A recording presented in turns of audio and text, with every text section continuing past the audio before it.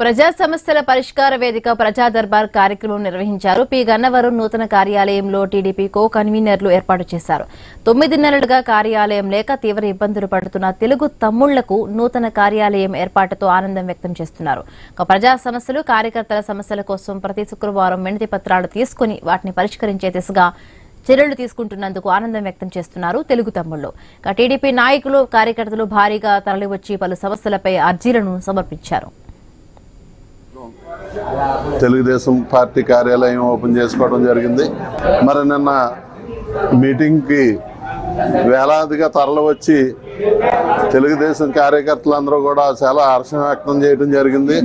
అలాగే ఈ పార్టీ కార్యాలయాన్ని నడపడానికి స్వతహాగా విరాళాలు ఇచ్చి ఈ ఆఫీస్ నడపడానికి తమ వంతు అందరూ కూడా సహాయ సహకారాలు అందించడం జరిగింది.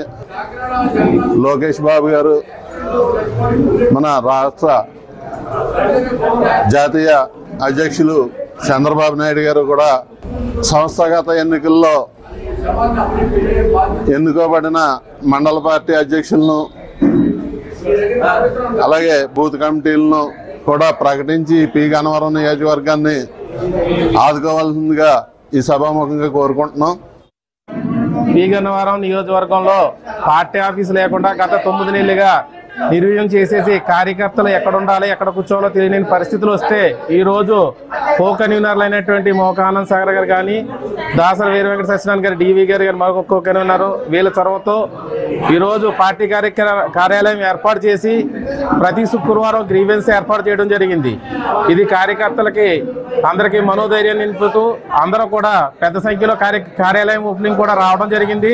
అలాగే ఈ గ్రీవెన్స్ కి నియోజకవర్గంలో ఉన్న ప్రజలందరూ కూడా తమ ఇన్నోవాలు తీసుకురావడం కూడా జరిగింది. ప్రతి కార్యకర్త కూడా మై టీడీపీ యాప్ ని ఇన్స్టాల్ చేసుకుని ప్రత్యేకంగా వాళ్ళు చేసే కార్యక్రమం ప్రతిదీ కూడా ఫోటోలు పొందుపరిస్తే మనకు అకౌంట్ అనేది కూడా ఉంటుంది. అలాగే గవర్నమెంట్ ఒకది, మన తెలుగుదేశం ప్రభుత్వం పార్టీ ఉంది కనుక పార్టీలో ప్రతి విషయాలు కూడా ఏం జరుగుతుందన్నది చేరవేయడానికి కూడా, అలాగే గవర్నమెంట్లో విషయాలు కూడా ప్రజలకు తీసుకెళ్లడంలో కూడా ఉపయోగపడుతుందని చెప్పేసి ఈ సందర్భంగా తెలియజేసుకుంటూ సెలవు తీసుకుంటాం. తిరుమల పరకామణి కేసులో